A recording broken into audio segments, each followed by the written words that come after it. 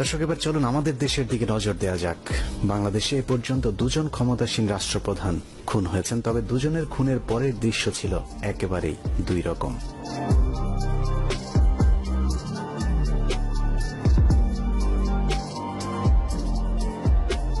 যেমন জিয়াউর রহমানকে সেনাবাহিনীর বিপদগামী কয়েকজন রয়ের এজেন্ট খুন করলেও সামগ্রিকভাবে সেনাবাহিনী হত্যাকাণ্ডকে সমর্থন করেনি।